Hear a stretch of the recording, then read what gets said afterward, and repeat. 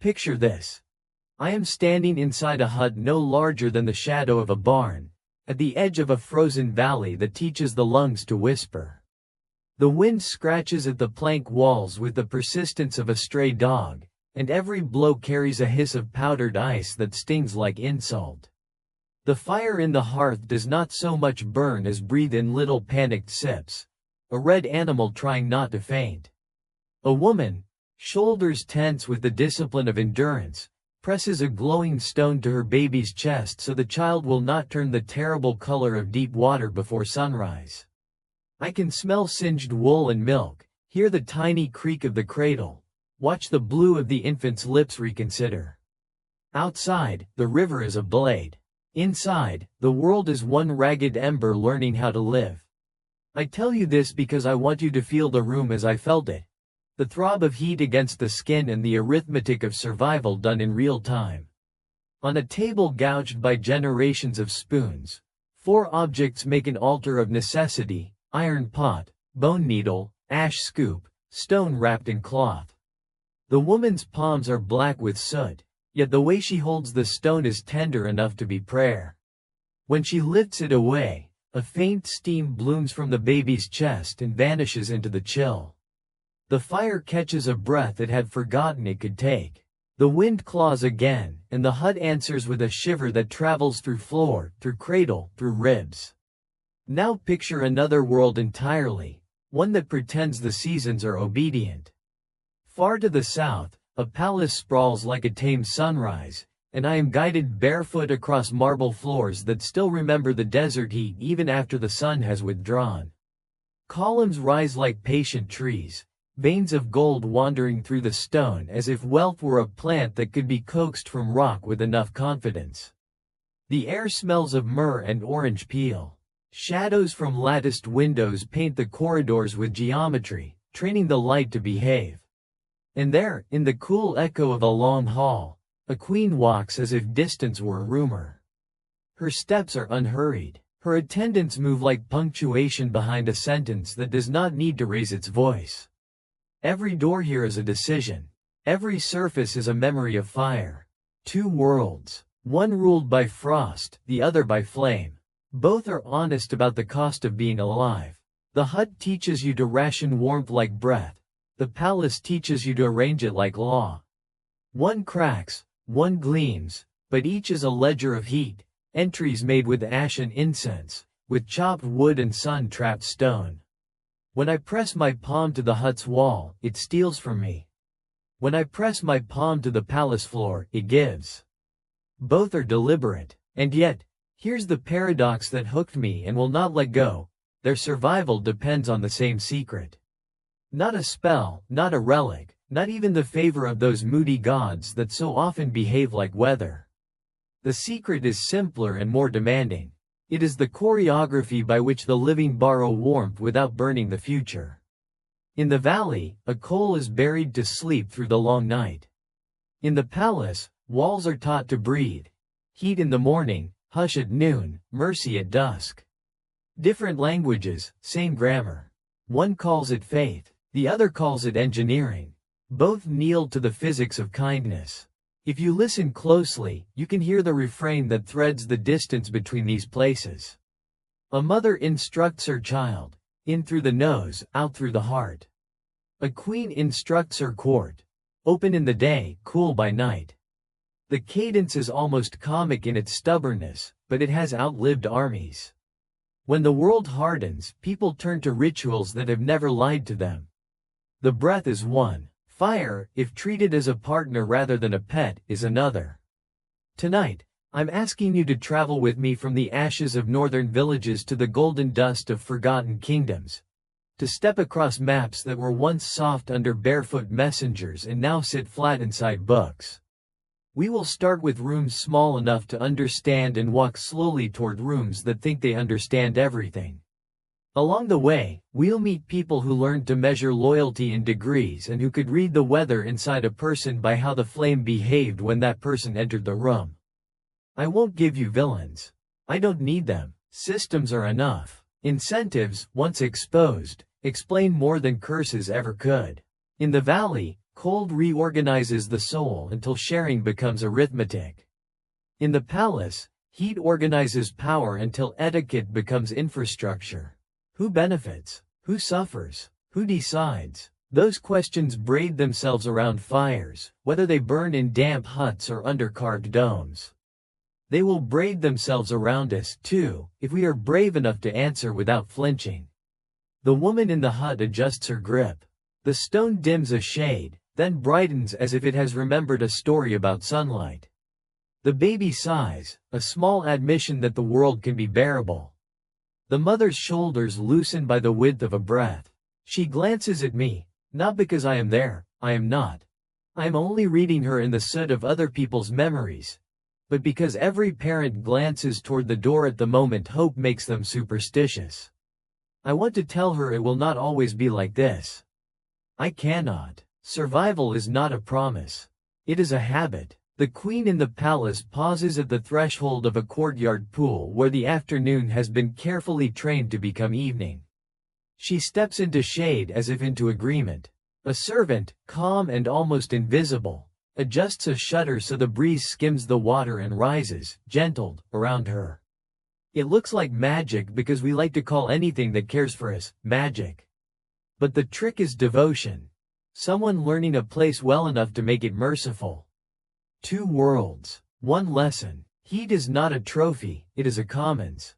Mismanage it and it punishes without malice. Tend it and it forgives without keeping score. The line between queen and servant turns out to be a temperature gradient, meaningful, measurable, and solvable if the people on either side agree to share lungs. So here's my invitation. Leave your shoes of certainty by the door. Bring your skepticism. I find it warms quickly if placed near evidence. Bring your fatigue. The past has a way of turning it into patience.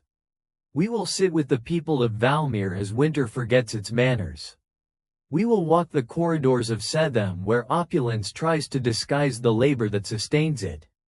We will stand in rooms where choices smell like smoke and myrrh. We will keep asking the only question that keeps history honest. Which arrangement of care made survival possible, and how did that arrangement break? If you are ready, breathe with me once before we begin. In through the nose, cold air a teacher, out through the heart, warmth as an offering. The ember in the hearth stares back like a pupil. The marble underfoot holds the day like a promise it intends to keep. On the map between them, a thin road lights up in my mind, bright as a thread pulled from fire. Tonight we travel that road to uncover the secret world of queens and servants, a story of breath and stone, of hands that learned to tame weather without owning it, of women who carried warmth through rooms that did not believe they needed it, of rooms that learned otherwise. If we are careful, we will come back with something practical.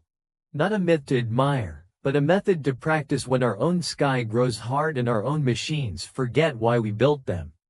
The wind scratches again at the hut. The fountain accepts the change of light. Between frost and flame, the world waits for someone to remember how to keep a coal alive until morning. I am ready. Are you? Good evening, traveler. I'm glad you found your way here. Before we move any farther into frost or fire, let's build a room together, small enough to hold, quiet enough to hear. Dim the lights if you can. Let the glow of the screen soften until it looks like a coal that has decided to be patient.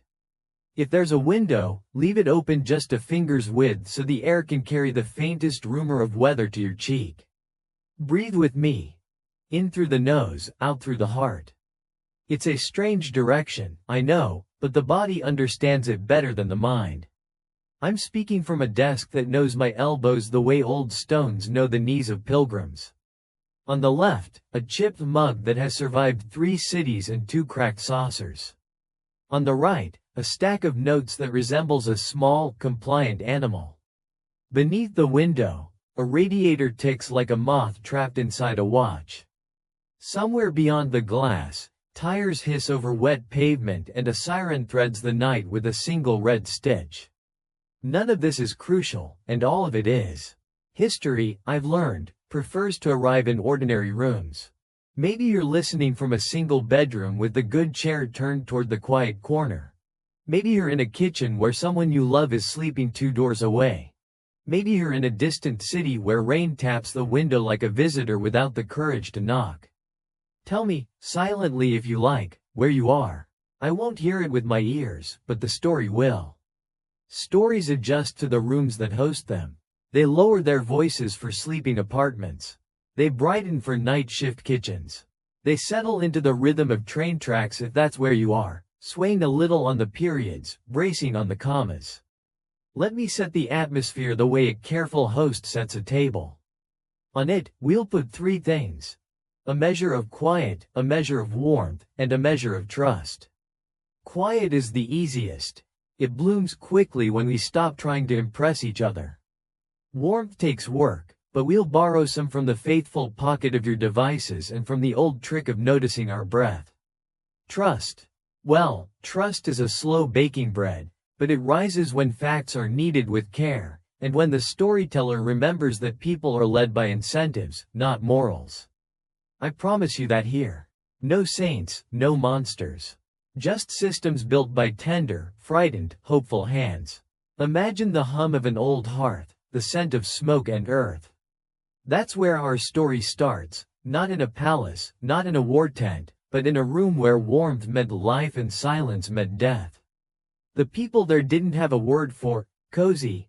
They had measurements of survival. Finger widths of kindling, breaths per coal, the distance a spark can fly without betraying a roof.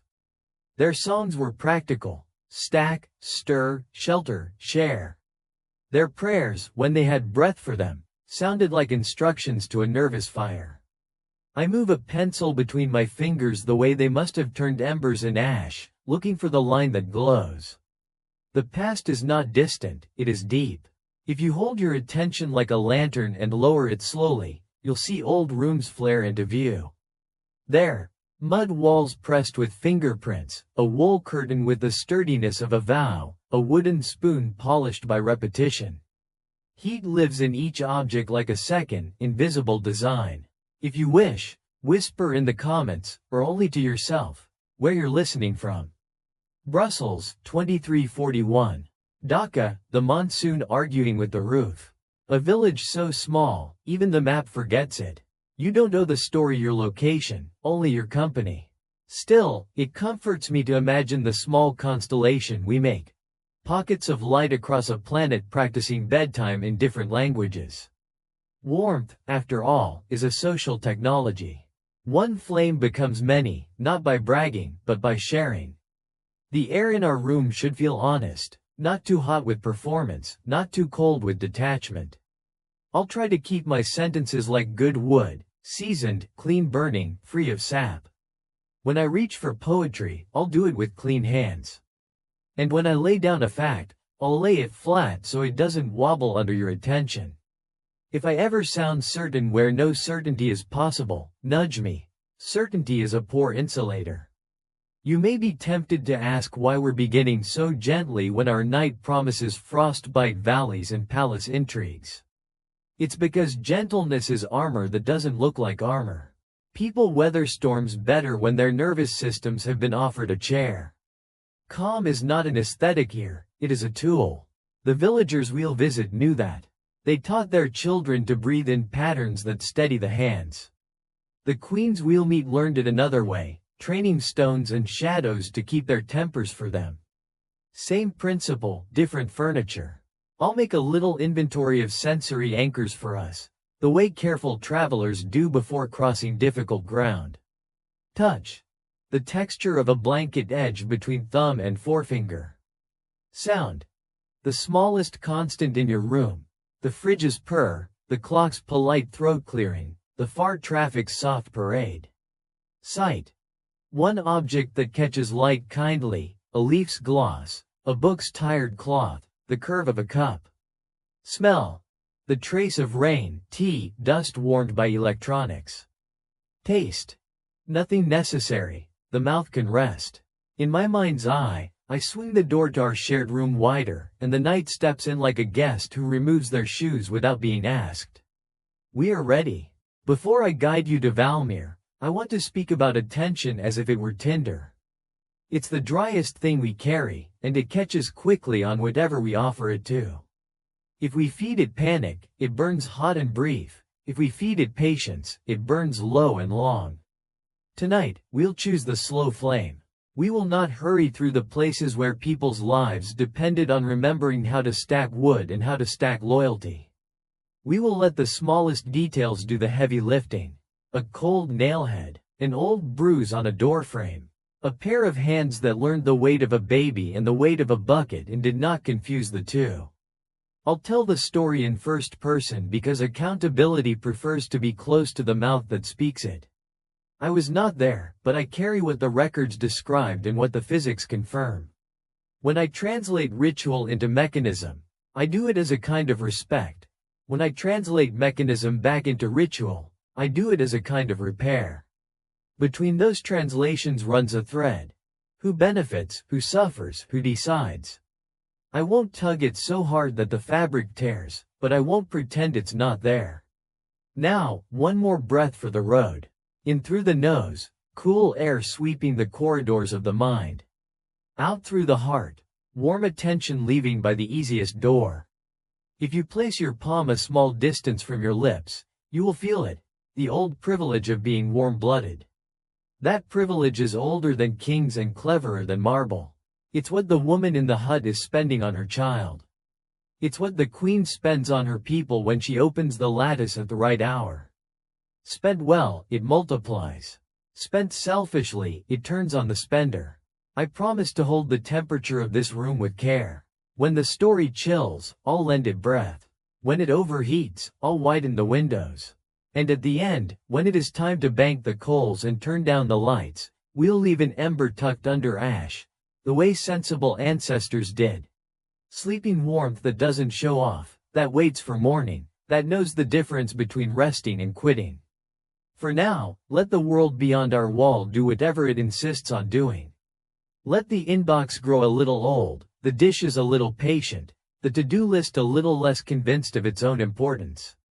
The frost and the fire have been waiting centuries, they can wait the length of this hour. We will go to Valmir together, where silence had rules and warmth had rituals. We will sit beside a hearth that learned to listen. We will watch a village convert wonder into method without losing its tenderness. And then, when we are properly calibrated, we'll cross the map to a palace that domesticated sunlight and forgot to be humble about it. All right, I'm opening the door to the valley now. The night outside smells like iron, and the stars are rehearsing clarity. Keep your voice low, your heart higher, your breath steady. If fear arrives, offer it a seat. It behaves better when acknowledged. If wonder arrives, don't clap, it startles easily. We are guests in a world that had its rules long before our questions and will keep them after our cleverness has cooled. Ready? Keep the lights low, let the room fall quiet. Keep breathing the old pattern people whispered every time the wind raised its hand. From this small, warm place, we step into theirs. I remember the first time I unfolded the old vellum map of Valmir. The ink had thinned to the color of smoke, and the parchment was soft where fingers had traced it too often, as if time itself had studied the same roads, wondering where they led. The map showed no borders, no grand kingdoms, just a narrow valley tucked between mountains that looked like the shoulders of sleeping gods. A river curved through it, a thin line of silver that must have sounded like glass when the frost came. This was the world before kings carved their names into marble, before history learned to shout. The people of Valmir carved their hope into mud walls instead. They built low, sensible houses, each roof pitched to shrug off snow. When the wind blew, the thatch sang a single, patient note. Life here was not about victory, it was about rhythm. Smoke curling upward through the same hole in the roof every morning. The same paths trodden between fields, the same wooden spoons striking the same iron pots.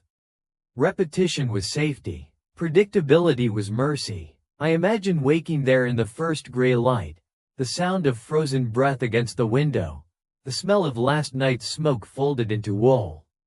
Outside, the valley glowed with a fragile blue, the color of waiting. You'd hear the soft thump of feet over packed snow, the call of someone checking traps, the answering bark of a half-starved dog. Each sound carried farther in the cold. Even laughter had to be shared carefully, lest it escape and never find its way back. Children played near steaming cauldrons, building little snow temples for their household spirits. Their parents watched without smiling too widely. Joy was always measured, like grain. The elders sat near the hearths, telling stories that were equal parts history and weather report. Every tale began with a kind of bookkeeping. How many winters since the last long frost? How many births since the last burial? How many sacks of barley remained in the communal store? There was comfort in such accounting. It made suffering feel predictable, and therefore survivable. Their gods were not glamorous. They were workmanlike, practical. Elandra, the goddess of warmth, had no jewels, no thunder. She was painted in soot and ochre, palms lifted like flames cupped against wind. Her eyes were said to be gray, neither kind nor cruel, simply watchful. She did not promise reward, only endurance. Her followers offered her the first spark of every morning fire and the last coal of every night, a contract renewed daily in breath and ash. The priests of Elandra were few, and they looked more like laborers than holy men. They tended the communal fires, recited the breath oath. In through the nose, out through the heart. What is taken, return in warmth. I like to think of that as an early form of physics wrapped in faith. For them, divinity was just the discipline of not wasting heat. The social order of Valmir followed the same quiet logic. No titles, no nobles, only work. Families passed their skills along like heirlooms. If your mother carved spoons, you learned to carve. If your father shaped clay, you shaped it too. The villagers measured wealth not in gold, which they had none of, but in firewood stacked under the eaves and neighbors who owed you kindness. The law was simple. If a fire burned in your home, its light belonged to anyone who needed it. A hearth was private, but its heat was public. This wasn't charity, it was calculus. They knew one spark could mean the difference between life and the kind of sleep you don't wake from. And so, they treated warmth as currency, but not one you could hoard. You could borrow it, carry it, share it, even lose it, but never claim it as your own. Their days were dictated by the temperature of things. When the air softened, they worked in the fields, cutting short, green crops that smelled faintly of iron. When the cold returned, they retreated indoors, weaving, mending, singing. Their songs were not written for beauty but for cadence. Melodies that kept hands steady, lungs warm, time marked. If you listened long enough, you could tell the season by the pitch of the voices. The children learned early to read the mood of the sky. A certain sharpness in the wind meant snow. A particular silence meant it would fall heavier than the year before. They didn't fear the cold, they negotiated with it. To live in Valmir was to make treaties with frost and to keep them faithfully. Even their celebrations were cautious. Once a year, when the first thaw came, they gathered at the edge of the river to release small boats of bark and wax. Each carried a coal from the previous winter, still faintly glowing. They believed the river would carry those coals to the mountains, where the spirits of the lost kept a great fire burning for the world. It was a ceremony both humble and profound. The acknowledgement that warmth, like life, must be passed along or it dies in isolation. For a long time, this rhythm held. The valley thrived in its modest way. Food was never abundant, but it was enough. The frost arrived and departed on schedule, like a stern but fair landlord. Even hardship had etiquette. No one expected mercy beyond what they could make themselves. Reading those records now, I'm struck by how much peace there can be in limitation.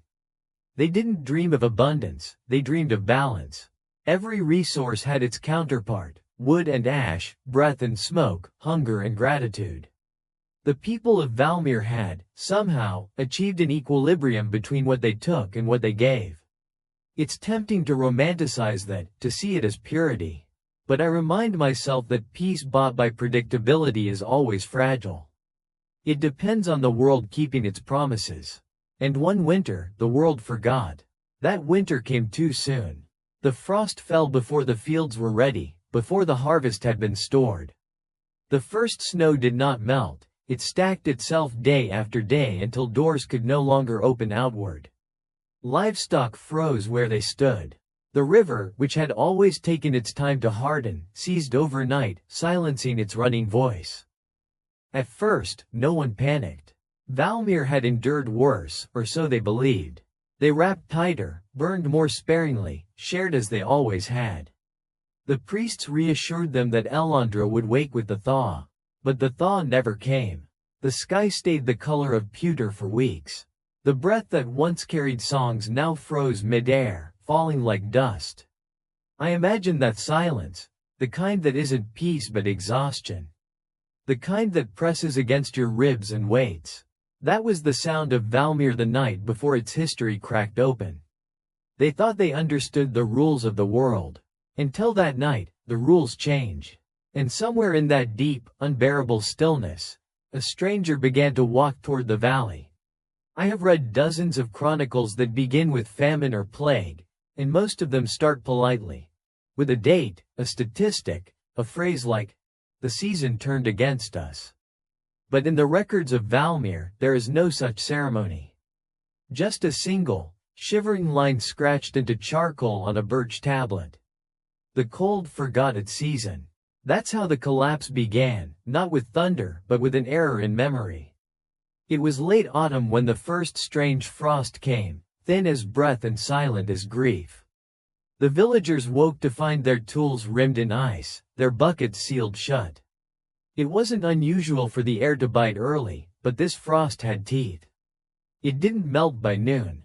It didn't yield to fire. It sat stubbornly on the roofs like a decision already made. At first, they treated it like inconvenience.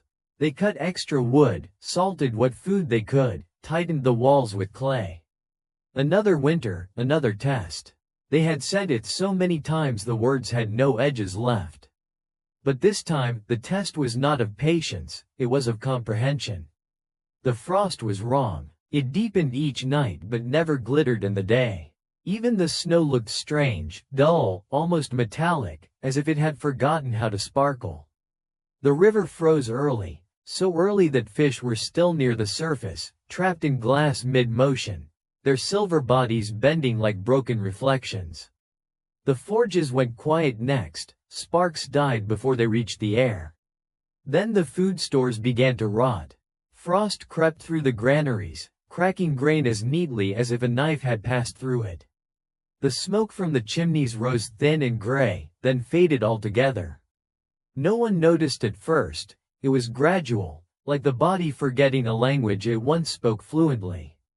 You could walk the valley road and see no sign of life but footprints that stopped suddenly in the snow. I imagine the sky during those weeks, a hard, white lid pressing down. The cold wasn't a weather anymore, it was a kind of authority, impersonal and absolute.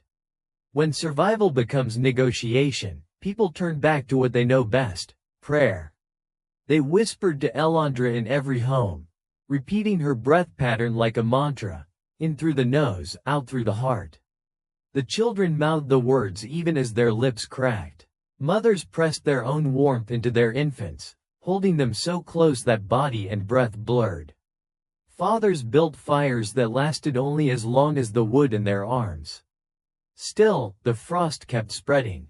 There are notes in the Book of Embers describing the first nights of silence. The air no longer carries sound. We shout, but the world refuses echo. Another entry, a week later. One by one, the hearths go dark. Smoke no longer rises. The goddess sleeps. I think about that line often. The goddess sleeps. It's such a human interpretation of disaster. To imagine that divinity has simply dozed off, that the universe's neglect must be temporary. Denial is an ancient technology of survival.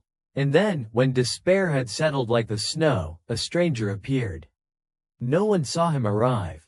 No horse, no sled, no prince leading in. He was simply there, at the edge of the square where the old oak stood, cloaked against the wind, the hood casting his face in shadow. The only thing visible were his eyes, faintly glowing, the color of dying coals. He carried no lantern, only a small pouch that shimmered faintly in the light of the moon. The villagers hesitated. Foreigners didn't come to Valmir, not in that weather. But desperation dulled suspicion. They gathered around him, huddled shapes in the snow. He didn't speak. He simply opened his gloved hand and showed them what he carried. A handful of dust that glowed faintly blue, as if it remembered the sun. Someone laughed, a nervous, hopeless sound. Then, without a word, the stranger knelt before the largest hearth in the square. The fire there had died 3 days earlier, only black ash remained. He scattered the dust into it and breathed once, slow and deliberate. The air changed. I've seen storms roll over mountains, I've watched volcanoes erupt on archival footage, but none of that compares to what the chronicles describe. A single exhale and then light. The ash flared bright as noon, and from it rose a flame the color of a robin's egg, burning steady and pure. It was not wildfire, it was calm, purposeful, almost listening. The people fell to their knees. Children reached out their hands to the warmth, laughing for the first time in months. The stranger stood, brushed the ash from his knees, and left without a word. By dawn, his footprints had already melted into the frost. No one knew who he was. Some said an angel sent by Elandra herself. Others whispered it was death, come to remind them that endings could also give heat. The priests recorded him simply as the Ember Bearer.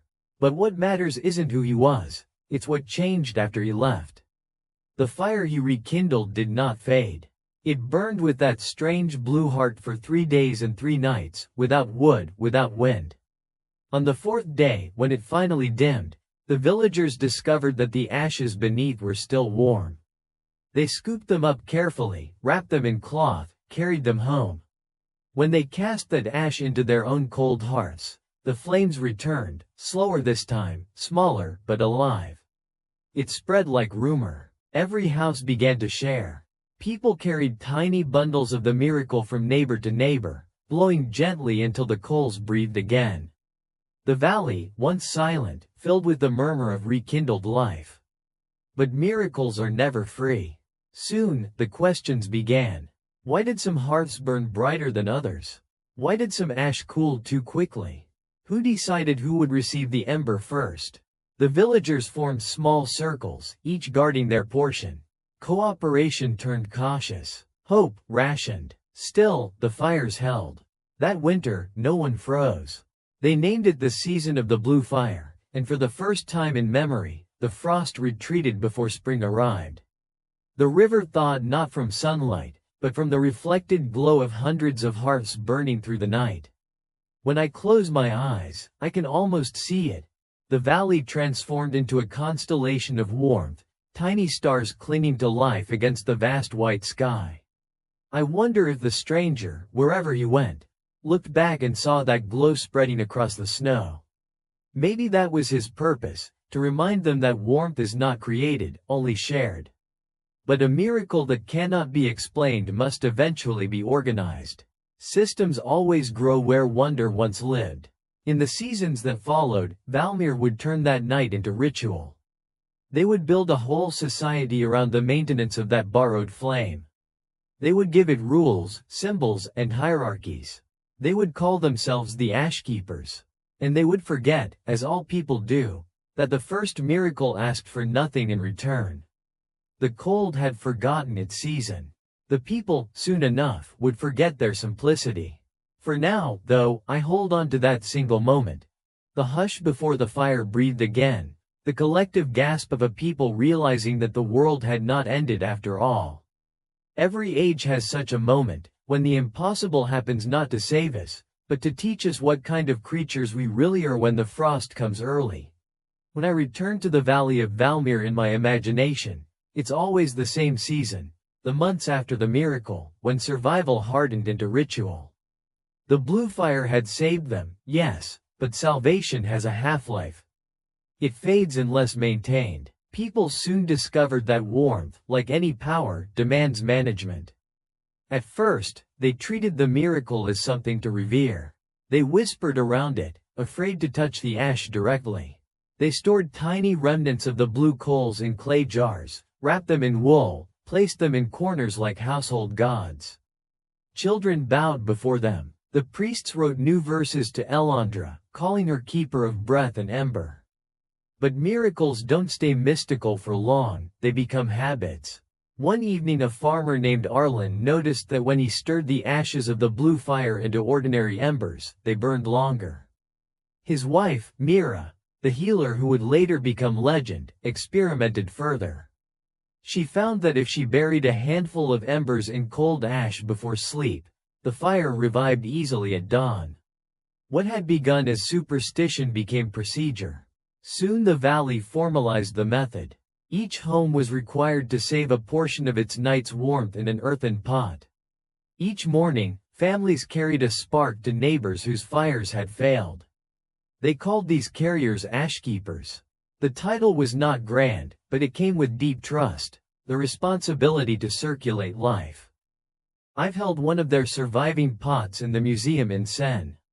It's no larger than my palm, rough clay blackened from use. Along its rim are etched patterns of breath, short, rhythmic lines that scholars once mistook for decoration.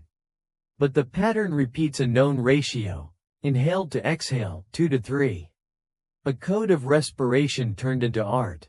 The villagers taught their children this rhythm as they worked, in through the nose, out through the heart. The chant synchronized motion and breath, keeping pulse steady even as the body labored in the cold. Over time, they began to believe warmth itself was a living spirit. To waste it was sin, to hoard it, sacrilege. When a hearth went dark, the nearest ashkeeper was summoned with ceremony. Neighbors gathered around the cold house, heads bowed. The keeper would kneel by the hearth, open the clay pot, and pour its contents, half ash, half glow, into the dead coals. Then everyone breathed together, following the old pattern, until the first thread of smoke rose. The moment the flame caught, cheers broke out, followed by silence, a silence that felt like respect. I find something profoundly human in that, the instinct to turn physics into compassion. They had no thermometers, no equations, yet they understood energy as a social bond. The heat one person preserved could mean another person's tomorrow. But systems evolve, and evolution always introduces hierarchy. By the 5th year after the Blue Fire, the ashkeepers' duties had expanded. They no longer tended only individual homes, they coordinated the valley's entire heat economy. They tracked wood supplies, monitored the weather, even dictated sleeping schedules to conserve energy. Records mention a circle of embers, a council of 10 families who managed the distribution of ash. They devised tokens, small discs of hardened clay with spiral markings, to allocate how much warmth each household received. To us, it reads like early thermodynamics wrapped in theology. To them, it was justice. The circle's motto was simple: warmth shared is warmth sustained.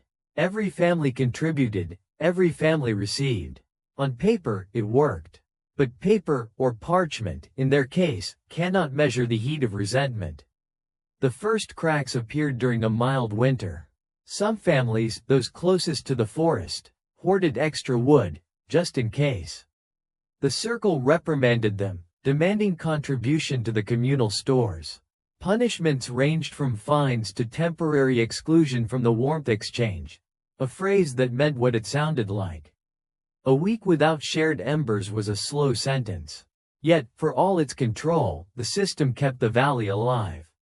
Birth rates rose again, crops recovered. They built better chimneys, discovered how to line walls with clay and straw for insulation. The valley's architecture itself became a form of worship. Every doorway faced east to capture morning heat. Every home had a central hearth aligned with the rising sun. From my perspective centuries later, it's striking how their practical innovations disguised themselves as devotion. When Mira taught villagers to regulate their breathing while tending fires, to steady their exhale instead of fanning the flame wildly, she framed it as obedience to Elandra. Do not command fire, she told them. Invite it. She couldn't have known she was describing the principles of oxygen flow. Science and superstition danced together, inseparable. Faith provided discipline. Necessity provided data. Together they produced something durable enough to outlive both. But no structure remains neutral for long. As the system solidified, so did power. The circle of embers began recording every transaction. Who gave heat, who received, who failed to reciprocate.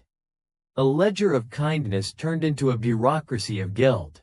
There are preserved fragments of these logs, columns of names, beside each the symbol for a flame or an empty bowl. Some villagers protested quietly, saying warmth should remain a gift, not a metric. But those voices cooled quickly. Dependence breeds compliance. To defy the circle was to risk the cold. Still, there were moments of grace. During festivals, ashkeepers lit a great communal fire in the square using embers collected from every home. The valley gathered around it, hands outstretched, faces shining with orange light. They sang the ancient chant, breath synchronized across hundreds of lungs. For a few hours, hierarchy melted. The air shimmered with the sound of belonging. I often wonder what that must have felt like, the sensation of seeing your own breath merge with the collective, of knowing that for one night, no one stood outside the circle of heat. Yet even there, the seeds of division smoldered. The circle's power rested on scarcity, and scarcity required fear. When winters softened, they reminded the people that the cold always returns. When fires burned too easily, they warned that abundance dulls faith. A system designed for survival had discovered how to perpetuate itself. And Mira, our healer, our quiet mind of reason, watched it happen. She had built the rituals from love, but they were becoming law. The blue fire that once united them was now currency, taxed and regulated. Still, she believed in balance. She continued to teach the children to breathe softly over the coals, to treat fire as companion, not servant. Centuries later, historians would look back and call Valmir's practice primitive thermodynamics. They would admire how intuition preceded theory, how faith produced science. But standing inside that valley in my thoughts, I feel less admiration than ache. I see how easily care becomes control, how generosity calcifies into obligation. Not villains, systems. Each ember passed hand to hand carried both warmth and warning. Share this, but not too freely. Trust this, but measure it. Give, but count. And yet, I can't condemn them. They were doing what humans always do, trying to design permanence from fragility. The frost had taught them that life without coordination is extinction. So they built coordination into creed, control into ritual. It worked until it didn't.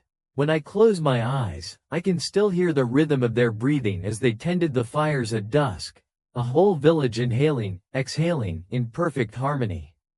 The sound must have been beautiful and slightly terrifying, because that's what survival always is, a choir of the living, singing to keep the silence away. Soon, though, that harmony would tremble. The next generation would inherit not faith, but structure. And structure, once questioned, has only two fates, to reform or to burn. I often think of Mira as the first scientist who didn't know the word existed. Her records survive only as fragments, scratched onto thin birch slats, preserved by chance in the permafrost near the ruins of her hut. But they read like field notes disguised as hymns. Wind turned at dawn, one begins. Ash dry, good omen. Another. Child's breath steadied with warm stone. Spirit of heat obeys pattern. She wasn't documenting miracles, she was building a method. I can see her, if I close my eyes. Hair braided tight to keep it from the flames, hands cracked from cold and soot, sleeves singed at the cuffs. The villagers called her Mira the hearth tamer. They said she could tell when frost would bite by how smoke moved through the rafters. She was no priest, yet the circle of embers deferred to her in all things fire. When she spoke, even the air seemed to hold itself still so her words could travel cleanly. She lived in a hut at the edge of the forest, near the stream that refused to freeze entirely. People came from every corner of the valley seeking her help, burned hands, blackened lungs, fevers that turned the body to ice. Mira had a way of working that unsettled the priests. She didn't pray first. She observed. She listened to breath, counted the pulse, measured the warmth of skin with the back of her wrist. To her, healing was just another form of balance. Too much heat and the body consumed itself. Too little and it forgot how to live. It was she who refined the breath pattern into something teachable. I found one of her teaching scrolls in a private collection. Lines of text alternating with circles of soot, each circle smudged by thumb. The instructions are simple. Breathe slow over the coal. Let your chest rise when it brightens. Exhale when it hums. That's the rhythm the people of Valmir used for generations, though they credited Elandra for it, not Mira. She didn't seem to mind. Humility was another of her disciplines. The stories say she once saved an infant with nothing but an oven stone. The child had turned blue, breath shallow as candle smoke. Mira heated a smooth river stone in the fire, wrapped it in wool, and pressed it gently to the baby's chest. In through the nose, out through the heart, she whispered, not to the child, but to herself, as if timing her own hope. The warmth traveled slowly from the stone to the tiny ribs beneath. When the baby's lips pinked again, Mira wept, not from triumph but from relief. The villagers called it a miracle. Mira called it persistence. That baby was her own daughter, Liana. I think of Mira often when I touch the cracked stone displayed behind glass in the Northern Archives. It's blackened, unremarkable, labeled simply, thermal relic, unknown origin. But if you lean close enough, you can still smell faint soot. And for a moment, just a moment, you can almost hear the whisper of breath moving in rhythm, the way she taught it. In through the nose, out through the heart. That was her final gift, not invention, but inheritance. And Liana, though she didn't yet know it, was about to carry that inheritance into the palace of Sethem, where fire had forgotten how to listen. When I read the first southern records that mention her name, I almost missed it. A single line in the annals of Sethem, written in the dry, bureaucratic script of empire. New servant received in the palace quarter, female, northern, pale eyes. Unnamed. She must have looked out of place there, Liana of the Frost Valley, standing among sandstone walls that radiated heat like the inside of an oven. The traders who brought her sold spices, resin, and salt. They probably sold her, too. The clerks of Sethem noted such things without emotion. But to me, every line in those ledgers feels like a hinge. This was how warmth migrated, not as trade, but as testimony carried in the body of a child. Sethem itself was a contradiction made of sunlight. The empire stretched across the desert like a golden scar, a civilization obsessed with balance.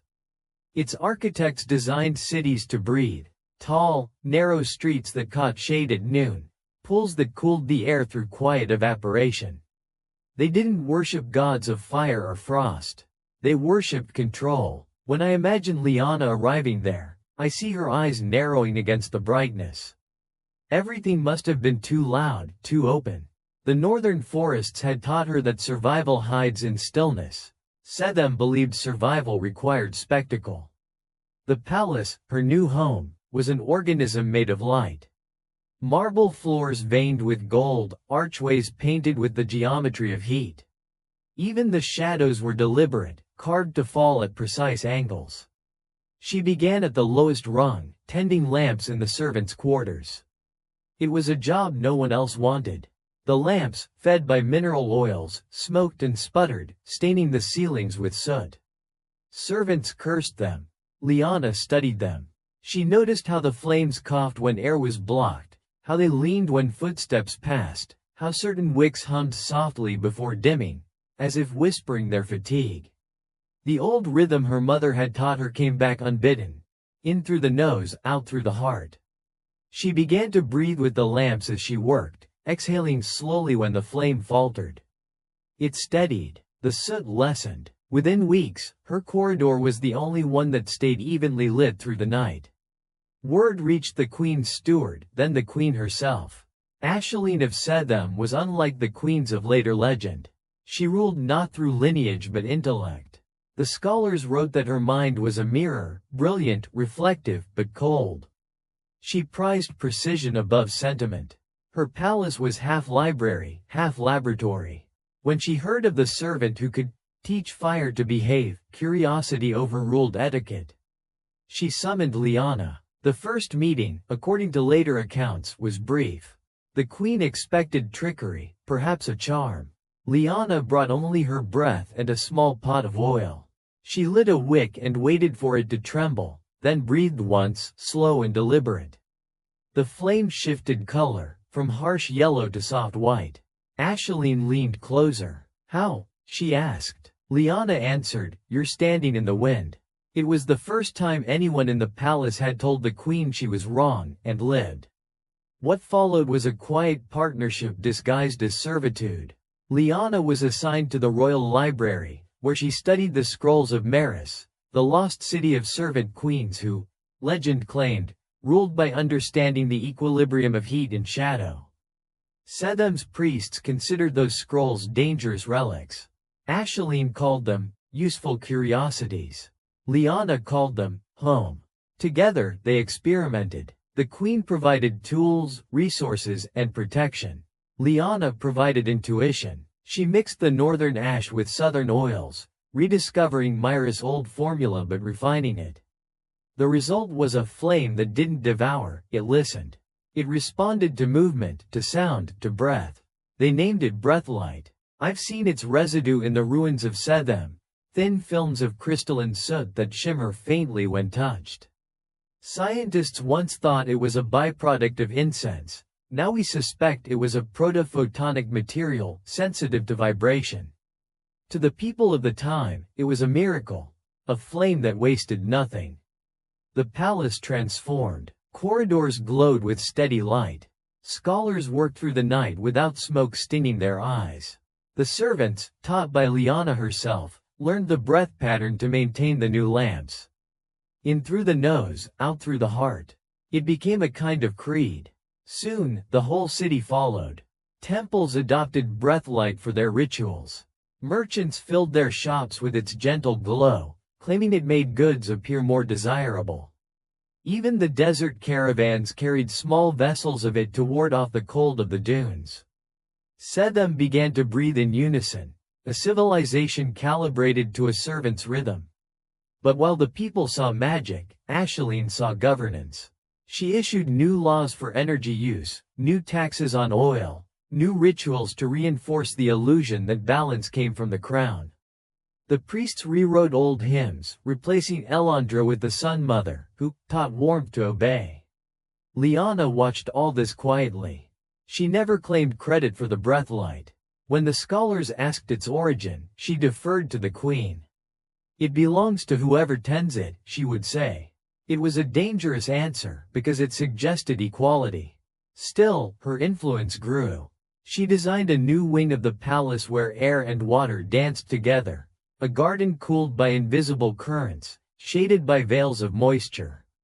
The queen called it the Chamber of Tempered Sun. Courtiers came there to debate, to heal, to scheme. They said the air itself encouraged reason. Liana, always unseen in the background, had built the lungs of the empire.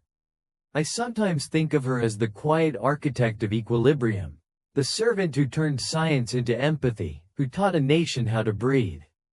But success in any empire is a kind of prophecy, it foretells its own punishment. As the breathlight spread, so did envy. The priests whispered that Liana's northern ash came from cursed lands, that her breath carried the chill of the dead. They said her gray eyes were proof of possession. The same superstition that had once sanctified her mother's craft began to stalk the daughters.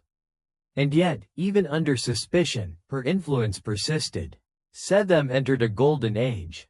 Crops flourished in engineered microclimates. Fires burned cleaner. The capital's nights glowed softly, visible for miles. The queen declared this harmony proof of divine favor. History called it the era of still air. Standing there centuries later, among the ruins, I could still feel it. The way the wind shifted as if respecting some ancient design. The stones of the old palace radiated heat long after sunset. It was as if the empire itself still remembered how to breathe. That, to me, is the most haunting part of Liana's legacy. She didn't conquer, she calibrated. She aligned an entire civilization with a single human rhythm and made it believe that was peace. But peace built on precision cannot survive error. The moment one breath faltered, the balance would break. And empires, like fires, do not die quietly. Every archive has its shadows. In Sethem's royal records, the entries from the last years of Ashaline's reign grow sparse, like light dying in a long corridor. Numbers continue, grain, oil, labor quotas, but the commentary vanishes. The scribes had stopped describing the mood of the city. When bureaucrats fall silent, you can be sure the empire is whispering something it doesn't want to remember. I first understood the scale of that silence when I found a single, surviving report in a forgotten drawer of the palace ruins. Written by a servant, not a noble. It begins plainly. The breathlight no longer listens. Those 5 words are the hinge between miracle and decay. Something changed. No one knew exactly when the equilibrium began to falter. The lamps that once breathed softly with the rhythm of the people started to flicker unpredictably. In some quarters they burned too bright, scorching walls. In others they refused to light at all.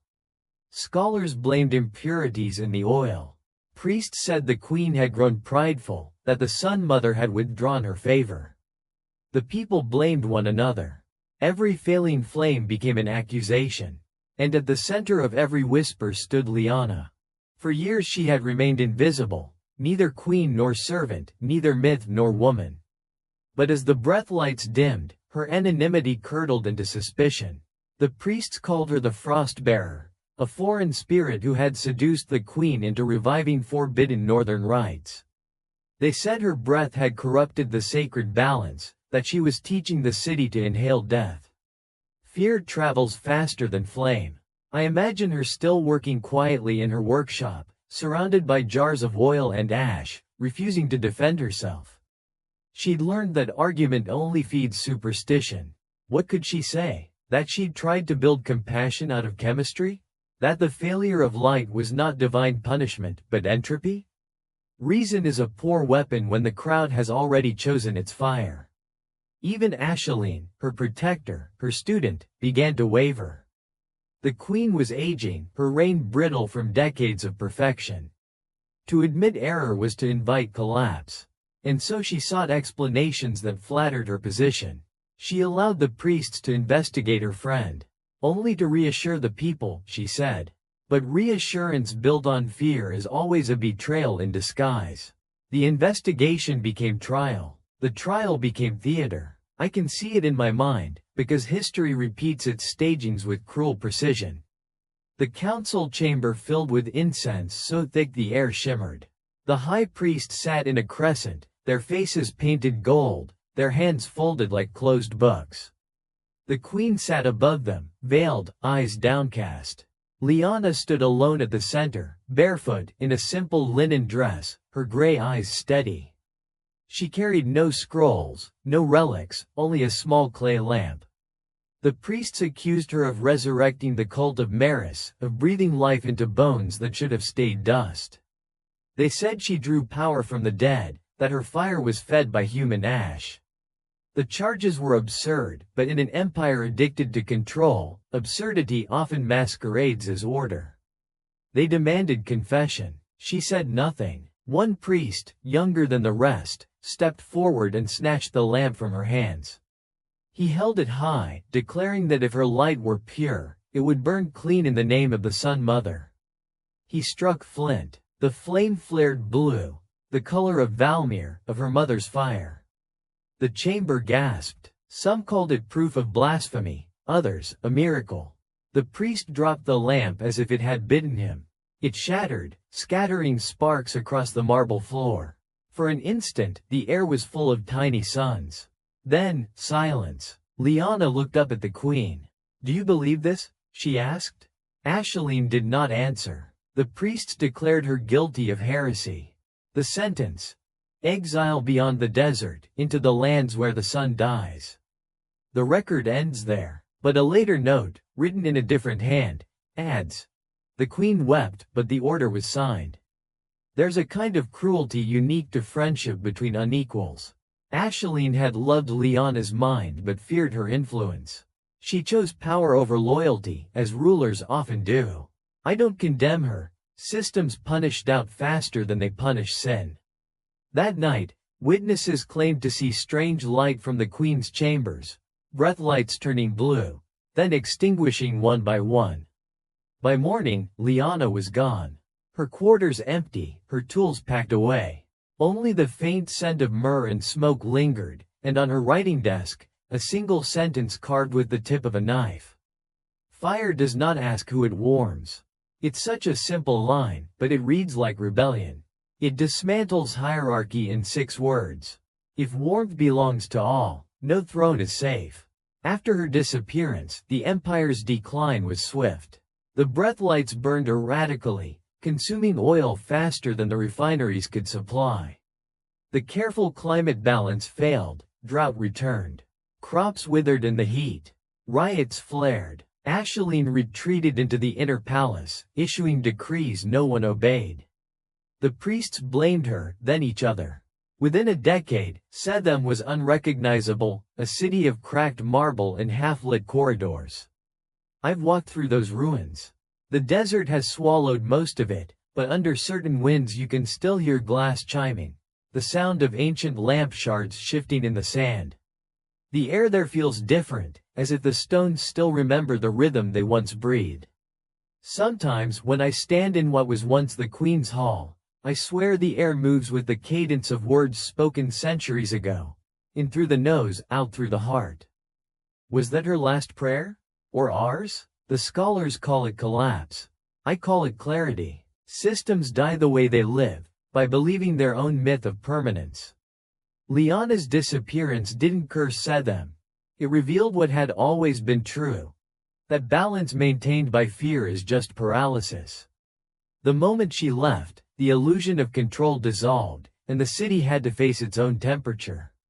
Some say she wandered back north. Some say she turned to smoke and became part of the breathlight itself.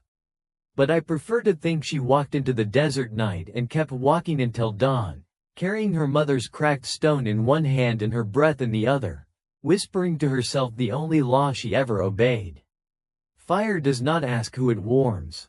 I whisper it too, when the air feels heavy and history starts to rhyme again. It reminds me that every empire, every company, every institution, every person, must choose between owning warmth and sharing it. The former builds monuments, the latter builds continuance. Setham chose monuments. They still glitter, buried under dunes, perfect and dead. But somewhere beyond those sands, if you listen at dusk, you can hear a softer sound, a single pair of footsteps, the faint hum of breath. A woman teaching the horizon how to glow without burning. I didn't believe the story until I held the fragment in my own hands. It was small enough to fit in my palm, a thin strip of papyrus, its edges frayed like burnt cloth. The curator at Cairo's National Archives slid it toward me with gloved fingers, her face expressionless in the practiced way of scholars who have seen too many miracles misread as trivia. The tag on its glass case read simply, Fragment 14b, Northern-Southern bilingual text, probable 3rd century BCE. But the moment I looked closer, I felt my breath change. 2 languages ran parallel down the page. One I recognized from Setham's royal records, smooth, sweeping script, precise as architecture.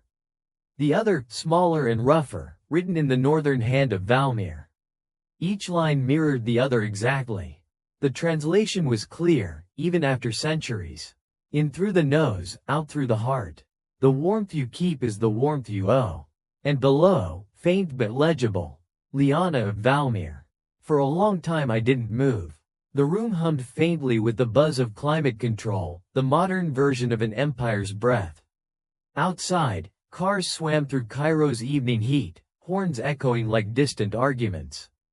I thought about that girl from the frost, her name surviving not in legend but in the handwriting of two dying civilizations, North and South, fire and ice, both trying to remember the same rhythm. Archaeologists love coincidences. They tidy the impossible into probability. The official papers list the fragment as cultural syncretism, meaning two regions exchanged ideas through trade. But I've read the samples. I've seen the matching curvature of the letters, the deliberate pairing of languages. This wasn't diffusion. It was translation, intimate, precise, purposeful. Someone copied this text with care, intending it to bridge worlds. And that, I think, is the echo that matters. We like to imagine that progress is linear, that we invented balance, sustainability, breathwork, climate control. But standing in that sterile room, I realized how much of our modern world is just repetition with better tools. Our cities hum like Setham's palaces, air systems moderating heat, light sensors adjusting brightness, thermostats learning our preferences like obedient servants. We have built a planet of automated breathlight, and yet we struggle with the same question that haunted Liana's world. Who controls the warmth? In Valmir, warmth was shared. In Setham, it was managed. In our time, it is commodified. Energy, oil, electricity, each priced, rationed, owned. The physics hasn't changed, only the vocabulary. I think of the irony often. We can split atoms, harvest sunlight, command entire networks of temperature and light. Yet we've forgotten the social grammar of heat, the part that understands warmth as relationship, not resource. A few months after viewing the fragment, I visited the northern excavation site where it was found. It lies just outside the old delta, near a dried riverbed that once fed the Mediterranean. The air there is strangely still. The sand smells faintly metallic, like breath caught in stone. Under the archaeologists' tents, rows of unearthed lamps lay in neat lines. Their shapes varied, some northern and crude, others refined and southern, but all bore the same faint spiral etched near the base, the sign of breathlight. When I brushed sand away from one, I felt the rough groove of that spiral against my thumb, and for a moment the desert wind shifted. It sounded almost like someone exhaling. One of the researchers, a woman named Hannah, laughed softly beside me. "You can feel the heat, can't you?" she said. I nodded, though the lamp was cold. What I felt wasn't temperature, it was continuity. The human insistence on keeping the dark negotiable. Back in my hotel that night, I watched the city lights flicker across the Nile. Each window glowed like a modern hearth, air conditioners purring, screens burning blue. We have made our warmth efficient, but not equitable. The same pattern repeats. Those who hoard it, those who beg for it, those who die without it. Setham's priests would recognize us instantly. We are their heirs, our comfort still powered by distance, by someone else's labor. In the archives, I'd also found something else. A digital scan of what appeared to be a second fragment, discovered decades earlier and misfiled under ritual incantations. The handwriting matched Liana's. It read, "The breath that binds the living and the dead is the same. One forgets, the other remembers." I don't know what she meant, but it lingers in me. Maybe she was writing about memory, the way knowledge survives not through monuments but through gestures. A mother warming a stone in her oven. A servant teaching a queen how to breathe. A scholar centuries later tracing their words across glass. The pattern remains. Knowledge passed through care, not conquest. In recent years, climate scientists have begun using a term that feels eerily familiar: thermal justice. It describes how heat and cold distribute unfairly, how poor neighborhoods bake while the rich cool themselves with machinery. Reading those studies feels like listening to Valmir and Setham arguing across time. The poor share warmth, the powerful sell it. The technology evolves, the incentive stays the same. Sometimes, when the heat in my apartment cuts out in winter, I think of Mira burying her embers in ash, of Liana tending her lamps in the palace. I find myself cupping my hands near a candle, breathing the old pattern without meaning to. In through the nose, out through the heart. The air still answers. And in that small act, I feel connected, not just to them, but to everyone who ever refused to let the fire die. The archaeologists labeled the fragment an anomaly. To me, it's a mirror. It shows how stories survive not through belief but through repetition disguised as instinct. Even now, somewhere in a city I'll never see, someone is pressing a heating pad to a child's chest, whispering, "Just breathe." Somewhere else, a power grid hums, keeping millions alive through the night. All of it, our medicine, our machines, our hope, descends from the same principle: warmth as covenant. When I teach this story, I end my lectures with the same words carved into that fragment, because they still hold the only truth that has ever mattered. The warmth you keep is the warmth you owe. And as I leave the museum, stepping from air-conditioned calm into the sweltering street, the contrast feels holy. The night air smells of exhaust and fruit. Vendors light small gas lamps that flicker in time with their laughter. The city breathes, 1,000 lungs, 1,000,000 coals. It isn't perfect balance. It never was. But for a moment, I can feel what Liana must have felt, standing between frost and fire. That fragile interval where warmth is neither owned nor lost, only shared. I'm speaking to you now in the quiet that always follows discovery, the silence that sits between comprehension and grief. The story of Valmir and Sethem has followed us all this way, crossing centuries like a migrating ember, changing its shape but never its purpose. Every time I tell it, I feel the same hush that must have filled Myra's hut before dawn, the same stillness that lingered in the queen's chamber after the breathlight went out. Tonight, that stillness belongs to us. If you're still awake, let the room grow dimmer. Let your eyes rest on the nearest glow, maybe your screen, maybe the lamp, maybe the faint reflection of streetlight against a wall. Think of it not as electricity, but as inheritance. Somewhere deep in the design of that bulb or diode is the same ancient wish. Don't let the dark have the last word.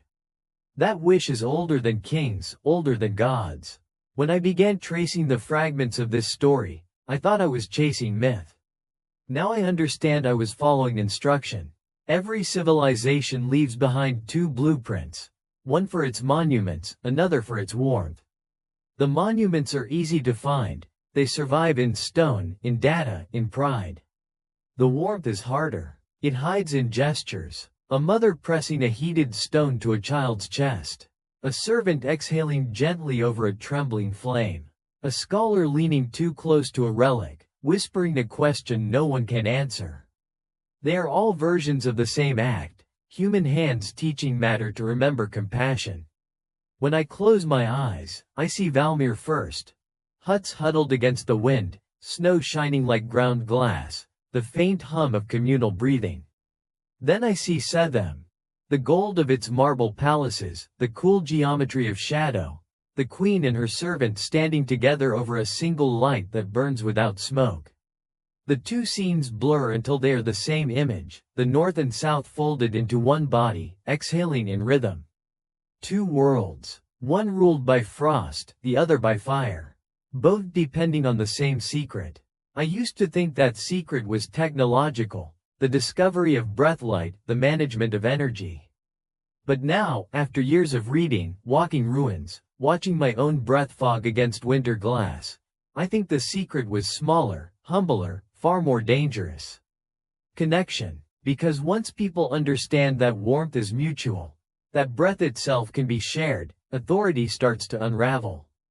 You cannot rule what refuses to be owned. That's what frightened the priests of Sethem. What confounded the circle of embers, what still terrifies our modern empires of power grids and patents. The warmth you keep is the warmth you owe. It sounds simple. It's anything but. It demands empathy in practice, not just in philosophy. It asks the same of every generation. Will you share the flame, or sell it? I think of Liana's final words carved into her desk, the only epitaph she left behind. Fire does not ask who it warms. She wasn't writing poetry, she was writing policy for the future. The truest form of equality isn't in laws or hierarchies, it's in the temperature we offer one another. As I record these thoughts, the night outside my window has grown deep and soft. A tram passes far below, its windows bright rectangles floating through mist. Somewhere, a neighbor laughs, and the sound travels upward like rising heat. The world still breathes. Despite our exhaustion, despite the headlines that predict every kind of ending, we remain warm-blooded creatures learning, again and again, how to share that privilege. If you could zoom out far enough, you'd see it. The planet glowing faintly in the dark, a single living ember surrounded by void. Not a world of borders or faiths, just a network of warmth moving between bodies, between machines, between memories. The secret world of queens and servants never ended, it expanded until it included us. We are still the ashkeepers. We still trade embers in new forms, data, medicine, stories, love. We still argue about ownership, forget the breath pattern, rediscover it when crisis comes. And maybe that's enough. The fire doesn't need to be perfect, it only needs to be passed on. So as your screen begins to dim, and the rhythm of your breath returns to its own pace, remember what survived. Not the palaces, not the ledgers, not even the names, only the pattern, in through the nose, out through the heart. It's the same rhythm that kept a valley alive, that illuminated an empire, that whispers now through the circuits of your device as it hums in your hand. You are part of that continuum.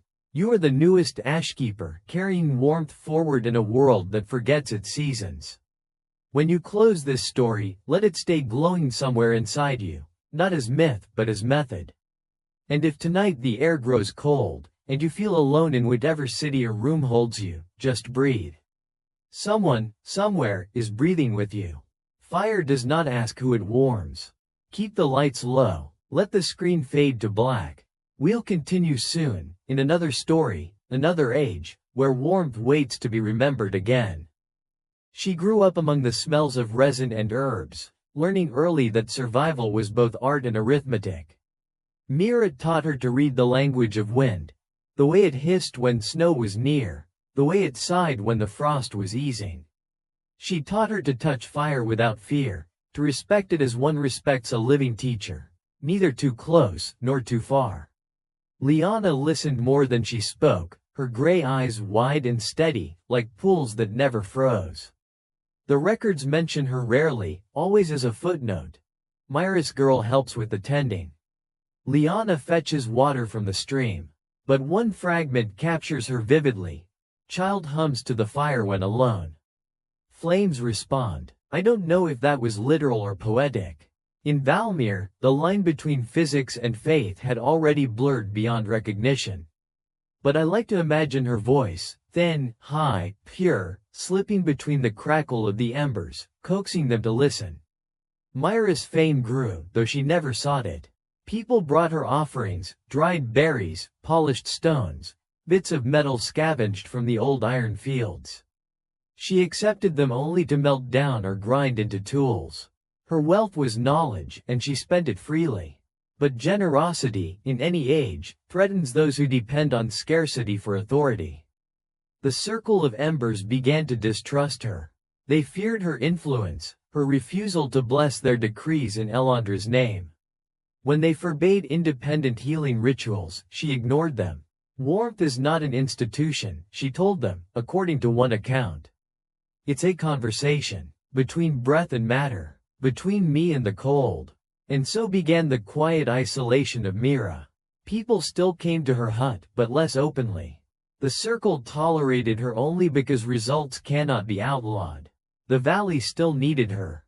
Even the priests, when their fires faltered, sent envoys under night's cover to beg her for help. I wonder if she ever felt lonely, if she looked out across the snow and wondered whether knowledge was worth its cost. There's an entry, written in a different hand. Perhaps Liana's. Mother watches the flames and forgets to eat.